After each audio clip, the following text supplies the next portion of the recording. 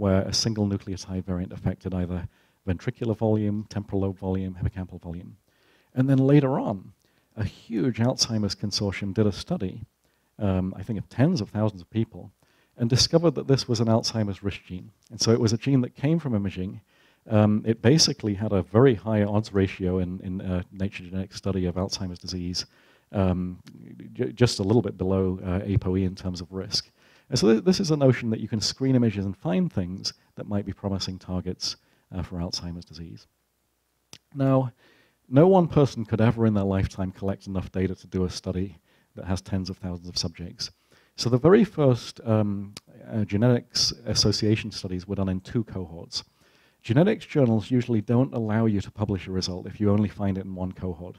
They say, well, how do we ever know if that's going to replicate? And so there's almost an assumption that you've got to go out and find another cohort. And in this case, as well as the Alzheimer's cohort, we'd been looking at a young cohort of Australian twins, the Queensland Twin Registry, who'd been scanned in the same way and genotyped in the same way. And a lot of the studies started to have convergent evidence. So this is one study where the caudate nucleus, just the volume, was measured with FSL. And I talked about those Manhattan plots. All the colored bars are chromosomes. And all of the really high points above the chromosomes are the variants on the genome that have astronomically high evidence, maybe 10 million to 1, 20 million to 1, for an association with a brain imaging measure. In this case, the brain imaging measure is the volume of the caudate. So we're looking for genes that affect the volume of the caudate. The one that basically was replicated across these 2 samples, very interesting gene, phosphodiesterase. It's in the dopamine pathway, which makes sense for the caudate. And there's a very serious mutation of this gene that was already known that leads to autosomal dominant striatal degeneration. But there's a more mild SNP in this gene that I think 10% of us have here that just leads to small volume variation. So there's this notion that genes that are radically damaged can give you an autosomal dominant disease. And when we have these same genes with tiny variations, it's evidenced in little fluctuations in the volume. So this motivated people to create a consortium. Initially, everyone wanted to do genome-wide scanning on their own. They would say, well, why do I need to work with everyone else? It's already difficult enough to collect enough images. I don't want to wait for all these other people. But one of the notions is that you could replicate your results through collaboration. So that there's this network where everyone's trying to do the same thing. They're phenotyping the same things and genotyping the same things. And this really caught off. And no one really runs it. We founded the overall consortium, but different PIs run different working groups. And the notion is that for every point on the genome that you're assessing and every measure, let's say you're looking at hippocampal volume, all these different institutions worldwide vote for whether that variant affects the measure in their brain scans. So let's say at UCLA we have a cohort where we've got a 10 to the minus 5, and let's say in Germany there's a 10 to minus 2, and let's say in Australia there's a lousy p-value 0.4. You do a meta-analysis of all those different cohorts, and if the aggregate evidence for that gene being influential to the brain beats this astronomical threshold of 10 to the minus 7, then you publish the paper. I mean, that's regarded as a good result. And it's regarded by geneticists as necessary because unless you show that this result holds good in many, many populations of the world, it could just be some sampling artifact. Maybe some people had a smaller or bigger brain in a certain genotype. So there's this level of replication. There's a couple of technical things I want to point out that make it difficult to share data, but they can be overcome. If you apply to a company like 23andMe to be genotyped, they'll look at a certain set of genomic variants on the genome. You might apply to Illumina or Affymetrix and get a chip that looks at them.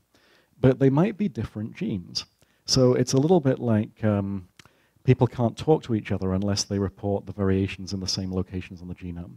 So this step called imputation is a computer program that you run on your genomic data, basically takes the SNPs or genotypes that you've collected and imputes them or interpolates them onto a reference panel, someone else's set of genotypes, and it allows people to speak to each other. So there's a common set of locations on the genome that you have to agree would be useful to look at. And if you haven't genotyped them, you have to interpolate your data to that reference panel. It used to be that the HapMap reference panels were in vogue. They were considered to be the best. Even in the time that we've had this consortium, it's moved to something called 1,000 genomes. And they're just particular locations on the genome that each of the sites has to report variation data for to be able to speak to each other. The second thing that you have to worry about is, can you measure the things in the brain in the same way? So we all like FreeSurfer and FSL, but what if in your data set FreeSurfer doesn't work? And what if in someone else's data set FSL doesn't work?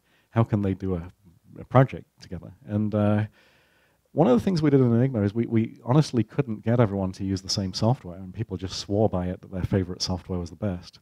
So there's a lot of work looking at the agreement for different measures, and you'll see this in different cohorts here, for hippocampal volume, brain volume, total intracranial volume.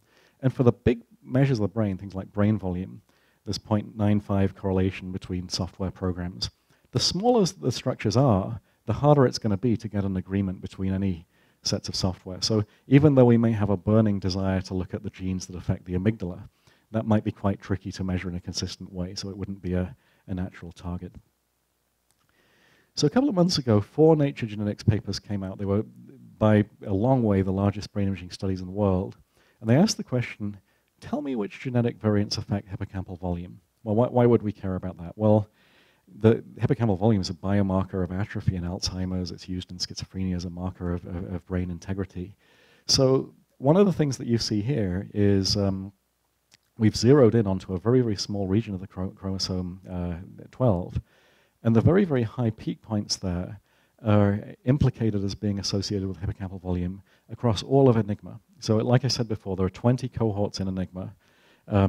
If you look at something on the right there, it's called a forest plot. And you might have seen these in the context of meta-analysis before. If you do a study and your friends do a study and independent people, you can plot your effect sizes and their standard error. And if you look at that plot on the right there, pretty much all of the cohorts had a good effect for this genetic variant on hippocampal volume. If you look at the scale bar at the bottom there, depending on which cohort you were looking at, it looks like this allele erases about 50 cubic millimeters of hippocampal volume. And depending on the cohort, it's a little different, but they're all the same side of 0. And so that's overwhelming evidence in the end, and the p-value is 10 to the minus 16, which is quite good. Geneticists also want you to find out whether the SNPs or DNA coding variants do anything to biological pathways. And this is called EQTL analysis, or express quantitative trait locus analysis. So if this SNP in the genome has no downstream effect that we can understand, it's a bit of a boring result. So some of the things that were done in this paper were, there are databases out there where you can look at gene expression in resected surgical tissue, in all kinds of different data sets. And some of these hippocampal volume variants were found to change the expression of a gene called TESC, in the hippocampus. And so this starts to become a plausible story. Now, what was the bad news? Here's the bad news. So if you had to put a bet on some candidate genes that you think would affect hippocampal volume, I mean, you have got 21,000 people to test the hypothesis. It's kind of slim pickings. So if you put your bets on BDNF, no, I'm afraid BDNF variants didn't affect hippocampal volume. They may affect something else, like working memory, but certainly not hippocampal volume in this case. The one that did come out as affecting hippocampal volume that was a candidate already is called TOM40, and many of you may know about that gene. It's right next to ApoE4, ApoE on the genome. It's in linkage disequilibrium with the main Alzheimer's risk gene. And this is garnering increasing attention as a sort of modulator of Alzheimer's risk. It's a very, very interesting one. And it certainly affects your hippocampal volume by a quite reasonable amount that's found there. What about IQ? Well, it's a fairly dangerous topic to talk about genes and IQ, but this was something that came out of the analysis. That there are genes that affect your brain volume and seem to have an effect on IQ. And I think that's a somewhat contentious thing to say, that there's certain people that have certain genes that are associated with higher IQ. But you've got to bear in mind the effect's tiny. So the effect on IQ of carrying this particular genetic variant is about 1.3 points. And so that might be the effect of having a bad night of sleep. I mean, it might not be an absolutely astronomical determinant in there. But the genes make sense. This particular gene that looks like it affects IQ and it requires replication certainly affects brain size. And it's associated with height. This gene has a role in cancer cell proliferation. So it's a very well-known oncogene. This is kind of interesting that it was unearthed. Now let's say you didn't take part in the first study, but you have a favorite gene. So you've heard of one in the news, or there's something that you're studying yourself.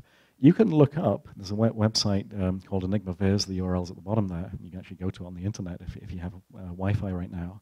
And you can type in any gene that you want, And it'll tell you the evidence that variants in that gene affect brain measures. And I mean, that's kind of interesting. And within a week of this being published, there was a flood of email. So a lot of people said, well, we've been studying the schizophrenia gene for some time. We know that it's associated with schizophrenia. Now we can see that it's associated with hippocampal volume reduction. Other people from mouse genetics said, well, we've been studying this gene in mouse, and we can now look it up in the human genome, and lo and behold, it does seem to affect brain volume. So it's kind of an interesting effect. How could this be used? Well, depending on your interests, you can look at genes that affect resting state fMRI, or diffusion imaging, or brain connectivity. I know Van Wadeen is going to talk about brain connectivity quite a bit.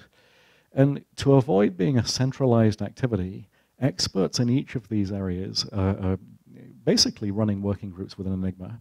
So ENIGMA 2 is looking at subcortical morphometry.